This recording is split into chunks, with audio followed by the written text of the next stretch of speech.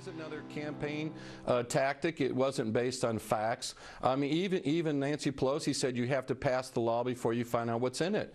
No one knows what's in it. It's 1,200 pages, yet most Americans know one or two things about the... I know that it's hard to tell from some of the Washington dialogue, but this is no longer a political debate. This is what we call the law. I would say this, that it's very clear that there are problems with Obamacare, and that this is going to be a massive undertaking, and there are going to be delays, there are going to be problems, there are going to be glitches, as the president has said, and for his political opponents, there will be a constant feeding frenzy. So, to that point, if there are problems and there are delays, why not delay the whole thing, Charles?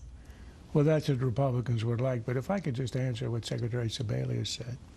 She said it's not a matter of debate, it's now the law. Well, the reason that people have trouble with that idea is that traditionally in America, the law, as written and signed, is the law. It's not changed day by day according to the whim of the executive. When it decides it'll delay one part of the law, it'll cancel another part of the law, it'll postpone a third part of the law. It's the fact that the administration has been so arbitrary in doing this, granting waivers, again, arbitrarily, lawlessly. So that's the most striking feature of this. The other is this. What's amazing about what was just revealed today is the fact that the waiver, the extra year they're getting for the cap on expenses, was written into a regulation 6 months ago. Mm-hmm.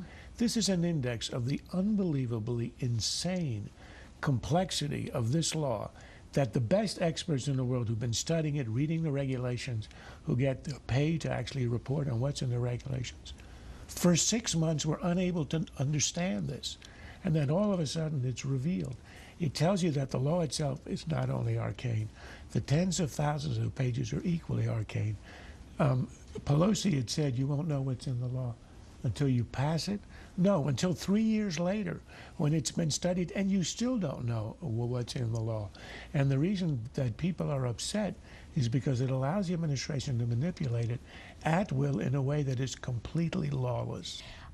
Republican Shelley Moore Capito is proposing a law that's going to block those additional subsidies to lawmakers, not their staffers.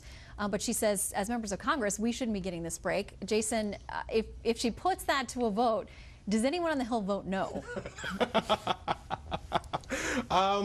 There might be a few.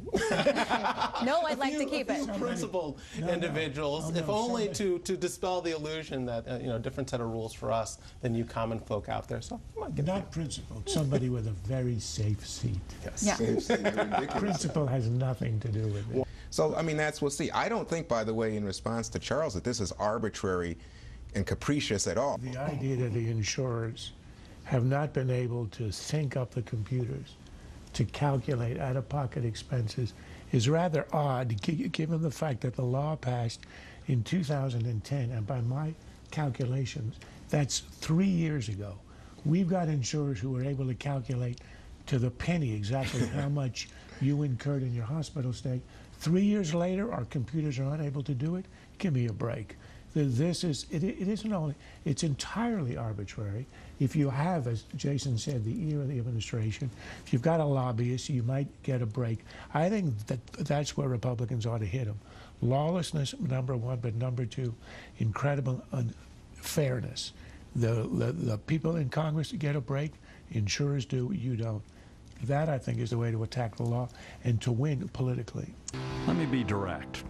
Many of those from the extreme left who have been criticizing photo ID are using scare tactics. They're more interested in divisive politics than ensuring that no one's vote is disenfranchised by a fraudulent ballot. This bill is not about voter ID. It is 57 pages of regressive, unconstitutional acts to rig and manipulate elections through voter suppression. Most Americans support voter ID. Mm-hmm. Most Americans are pretty clear in their thinking that if you have to, as Governor McCrory said, show some ID to get in the airport or to get... Buy cold medicine. Anything, yeah, that you should be required to. Now, the difference in my mind is, of course, that voting is a constitutional right and that you shouldn't have any impediment to pursue your constitutional rights. The claim that it's unconstitutional is simply not going to hold up. But there's one aspect of the political argument that I think is missed. The left gets the prestige of this by saying that its position is to prevent people from losing the right to vote, from being disenfranchised. But if you go to the polls, you vote for A, and by a fraud, say an illegal immigrant or somebody who voted already votes for candidate B, your vote for A has been canceled. So in effect, you also have been deprived of your vote. So I think it ought to be seen in those terms. You know, there are ways of depriving another person of the vote. A is to stop them. Second is to cancel the vote by allowing illegal and fraudulent voting. So I think there's an equal moral standing on the two sides. Let me just suggest there is no evidence of any such thing going on. There's no evidence, and in fact, Governor McCrory went so far as to say undetected fraud because he has no evidence of any fraud. I will say to that point, Greg Abbott, the Attorney General who's now running for governor down in Texas, says that they have prosecuted many of these cases. In Florida, we've seen the same thing. I don't know about North Carolina, but it does happen. It happens. Oh, no, everything happens. People fall off buildings. People, you know, fall off bridges. But I'm saying as a matter of influencing or changing an election outcome, when was the last time we heard about that? You think that somebody casting a ballot fraudulently is as infrequent as somebody falling off a bridge? Correct. I think you have fallen off a bridge. Oh, no. You're believing that. No one's falling off a bridge. Our elections aren't clean, and every attempt to believe me, we have fly-spec surveillance of our elections in this country, and if there was any evidence that any Democrat was pursuing cheating in this manner, boy, would Republicans be ballistic, Charles. If you believe that our elections are clean, you believe that the baseball is clean. I'm not sure either is true.